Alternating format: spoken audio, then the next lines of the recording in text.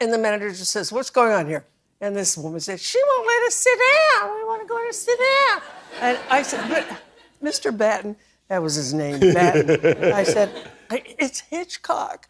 Hello, cinema enthusiasts. Carol Burnett. She is one of the most beloved faces in the history of American television. But today, at 92 years old, Carol Burnett is setting aside the mask of kindness. In this video, we examine the 5 actors she hated, people who, in her eyes, committed an attack on her professionalism, her labor, and her dignity as a woman. These names are not merely participants in simple disagreements. In Carol's world, they are individuals stamped with cruelty and betrayal. And you will not believe the chilling betrayal she experienced at home from the person closest to her, the name at the very end of this list. If you're ready, we're stepping into the darkest blacklist of a 92-year life. Number 1. Marlon Brando, The Godfather's fake arrogance.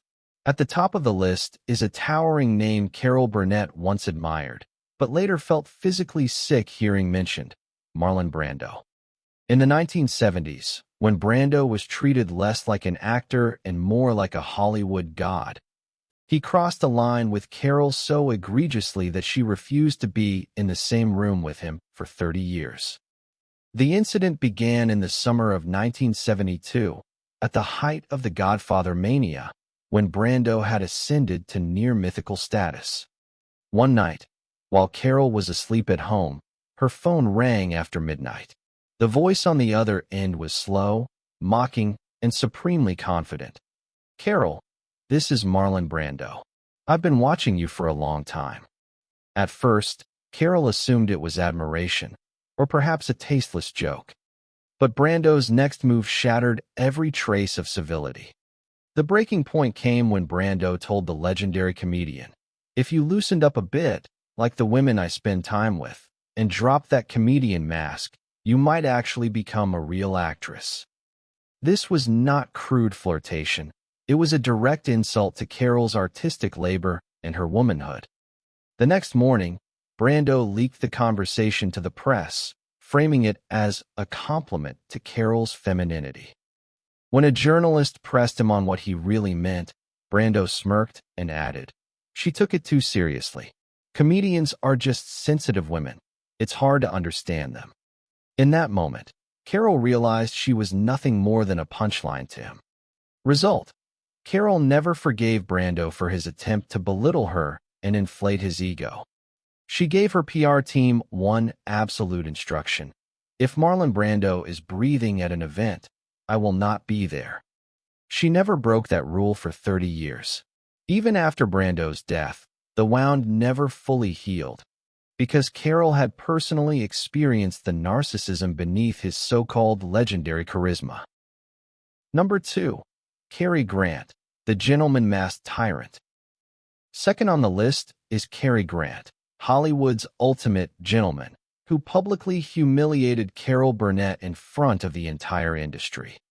Carol encountered the arrogance hidden beneath Grant's aristocratic elegance in 1968 at a now infamous gala at the Beverly Hilton, on what should have been one of the happiest nights of her life. That evening, Carol was America's newest sweetheart, a rising star beloved nationwide. Wanting to be gracious, she approached Grant to sincerely congratulate him on receiving a Lifetime Achievement Award, when a nearby director jokingly said, "Cary, have you seen Carol's show? She's killing the entire country." The atmosphere froze instantly. The turning point came when Grant, loud enough for several tables to hear, said, "I don't understand what people are laughing at. She just flails her arms and twists her face. I truly don't see what anyone finds in such mediocrity." Carol stood frozen, but Grant wasn't finished. As Carol walked away, he leaned toward Elizabeth Taylor and, making sure Carol could hear, added, "She's not a real actress. Just a very lucky housewife, and that luck will run out soon." It was pure cruelty, disguised as refinement. The tears Carol shed on the way home that night permanently placed Grant at the top of her blacklist. Result: Carol never confronted him publicly, but she took her revenge professionally. 2 years later, when Paramount offered her a starring role opposite Grant, and every advisor told her it would be a career-defining moment, Carol replied, "I will never share a set with a man who has turned belittling women into an art form." Grant never apologized before his death. Carol, meanwhile, forever condemned his fake gentleman legacy in her mind. Number 3. Lorne Michaels, the execution of old television. Third is Lorne Michaels, the architect of the quiet but bitter 50-year war between Carol Burnett and Saturday Night Live. Carol never shared a stage with Lorne, but one sentence he uttered about her built a wall of resentment that became part of American comedy history. When SNL launched in 1975, critics unanimously said, "The Queen of Comedy, Carol Burnett, must host." During a planning meeting at NBC, an editor suggested Carol Burnett would be a perfect opening host. Lorne Michaels leaned back and delivered his now infamous rejection. The decisive moment came when Lorne said, "We can't bring her here. Carol Burnett represents old television, a dated era. SNL is not a retirement home. We're looking for something new." When these words reached Carol, she didn't explode in anger. She felt profound disappointment. She was one of the very people who had built the foundation that men like Lorne now stood on, opening doors for women in comedy. Years later, when her name resurfaced for SNL's 10th anniversary special, Lorne again dismissed it with a note, "No longer relevant or funny." Number 4. Harvey Korman, the betrayal of jealousy. Fourth is Harvey Korman, Carol's most trusted partner, who revealed his buried resentment during a rehearsal. No one believed there could be a crack between this iconic duo until that dark rehearsal day in 1974. The incident began during a routine run-through. Because of a minor lighting error, Harvey's mark was left in darkness, a simple technical issue. But suddenly, Harvey lost control. He threw his script at the feet of the crew and erupted. The breaking point came when Carol approached him in shock and said, "Harvey, why are you acting like this? We're a team." Harvey turned to her and shouted in front of everyone, "Maybe I'm sick of being the second guy on the Carol Burnett show. I'm tired of living in your shadow." In that instant, the poisonous jealousy beneath a decade-long friendship was exposed. Carol didn't shout. She froze. She left the room, locked herself in her dressing room, and cried silently for hours.